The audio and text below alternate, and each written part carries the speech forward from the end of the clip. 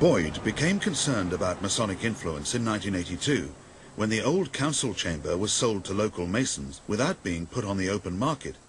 It's now a Masonic temple. At least 4 conservative councillors who were on the committee which authorised the sale were also Freemasons, but saw no need to declare an interest. We asked all these men about their conduct. None would respond, but a Mason who's become a councillor since the decision argues that Masonic councillors are under no obligation to declare themselves. First of all, I think it is an impertinence to ask me as an individual what I do with my free time and my free money if I'm partaking in something which is not illegal or immoral, and Freemasonry is neither of these things. The next thing that we should be asked to define is how much money we give to various charities, whether we drink South African sherry, etc. Where is the line drawn? If there's a planning application concerning my wife, I declare an interest. If there's a planning application to turn the redundant council chamber of Rochford into a Masonic meeting place, which they buy, I would expect members of the Masonic movement to declare an interest. Well, they didn't. Despite many Freemasons' protests, the issue of concealed membership is very often at the root of public mistrust of the Brotherhood, especially so in job promotions, when a Masonic candidate is found to have been chosen by other Freemasons. The 1981 appointment of Alf Parish as Chief Constable of Derbyshire was a case in point. Really quite bizarre. Mr. Parish was appointed Chief Constable in a rather strange way. Many of us thought with undue haste at the time. Sadly, the Chief Constable at the time had tragically died of a heart attack. It was in April of 1981, and we were conscious that in May of 1981 there was likely to be a change of control of the County Council. The new Chief Constable was hastily appointed by a subcommittee dominated by the ruling Tory group, which looked likely to lose the forthcoming elections. Parish had been the serving Deputy Chief. It could be argued he was likely to have got the top job anyway, but his was not the only rushed promotion. That was followed by an even more startling appointment of Mr. Parish's deputy, Mr. Parkinson, who was appointed literally hours before the election, just one day, without proper adverts to satisfy the Home Office, and in spite of some considerable criticism from the Home Office, again it appeared that there was undue influence in both of those appointments. With the new Chief Constable and his deputy now firmly ensconced at police headquarters, Labour gained its predicted victory and David Bookbinder became council leader. But not until 3 years later, when Bookbinder was sent a photocopy of the Derbyshire Masonic Yearbook, did he feel the mystery of Parish's selection was explained. Prominent in the list of Derby Masons was the name of Alf S. Parish, but there were also the members of the subcommittee which selected him. The Tory chairman, Angus MacDonald Miller, turned out to be a grand provincial officer of the craft. Also on the committee were the Masonic Tory councillors Royden Green and Walter Marshall, formerly the Conservative leader of the County Council. Even the Home Office inspector attached to the committee, James Page, was a Mason in London. But by this time, Brother Alf Parish's tenure as Derby's Chief Constable was coming to a spectacular climax. Parish was retired in 1985 amid a scandal relating to over £30,000 expenses. But the Derbyshire Masonic Yearbook explained many other mysteries of county politics. For example, the membership list for the Tyrian Lodge, number 253, the county's oldest, which meets here at the Masonic Hall in Derby, included 2 former Conservative County Council leaders, 3 successive county clerks who had run the council for more than 20 years, the High Sheriff and the former Chief Constable Sir Walter Stansfield.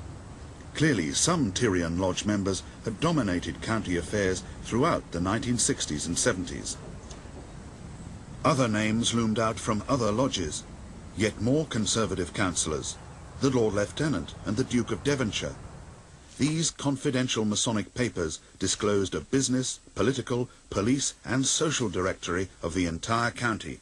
They revealed Freemasonry's extraordinary power in Derbyshire and its effective role as the county's secret government. You could say that it was the informal controlling body of Derbyshire County Council. It certainly successfully had its members appointed in their most sensitive and key positions that exist in this authority. It could all be a coincidence, but it really would be a very remarkable one. The Tyrian Lodge of Derby does seem to contain a substantial slice of Derbyshire's ruling elite. I hear what you say, but I could also tell you that Freemasons are taught from the very beginning of their Masonic activity that they're not to use Freemasonry to advance any sort of interest. The lodge may contain some important people, but that's an accident. They're not there to influence any sort of exercise any sort of influence at all. It was no accident that certain Freemasons exercised a corrupt influence over many English local councils in the 1960s.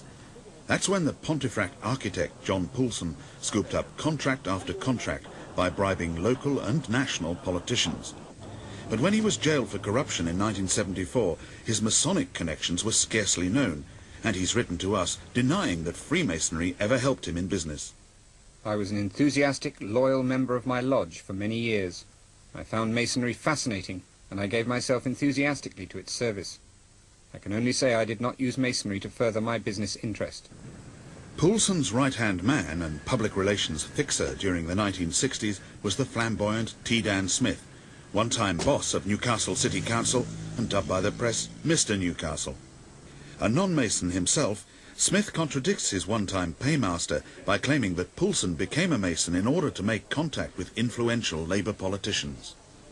He said to me, I'm not a Mason, but I'm going to become a Mason, because he said, Joe Blackburn, who is the mayor of Pontefract, I think was the mayor of Pontefract, and also the leader of the Pontefract Council, has convinced me that there are so many Labour Party local authority people Masons that I must have some means of contact because I'm known to be a Tory. And I believe that I'm right to be a Tory, and I'm not going to compromise on politics.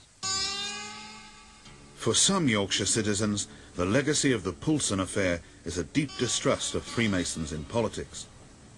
In 1986, 3 Bradford researchers uncovered long-buried evidence of Masonic opportunism over council plans to build a bypass through the Leeds suburb of Headingley. I think what we've always been interested in, and I think most ordinary people are interested in, is what are the backroom deals? What is the wheeling and dealing? In the 1960s, Masonic wheeling and dealing involved a 5-acre plot of land, which was worth very little because it was inaccessible by road. But then Leeds Council earmarked half the land for a new bypass. The proposed road would give direct access to the rest of the plot, which would then rocket in value as prime building land. 20 years later, in the unlikely setting of a suburban bedroom, the 3 researchers began a painstaking investigation of company and council records, as well as confidential Masonic documents. They discovered that in 1966, 12 local Masonic lodges had banded together to form the Shire Oak Property Company in order to buy the 5 acres of land in Headingley. That's the London one. So how were they divided up between local individuals and... I think they seem to got rid of most of the shares to the actual lodges themselves in trust. Many of the all-Masonic shareholders in the Shire Oak Company were Leeds councillors, and so in a good position to know the council's plans for the bypass. They included Alderman John Astle JP on the Transport Committee, Councillor Donald Bradley, Finance and Planning Committee, Lord Mayor and Alderman Alan Bretherick, Councillor Harold Jowett, Finance and Planning Committee, and Irwin Bellow, council leader from 1975 to 1979, when Mrs. Thatcher made him Lord Belwyn and Minister for Local Government.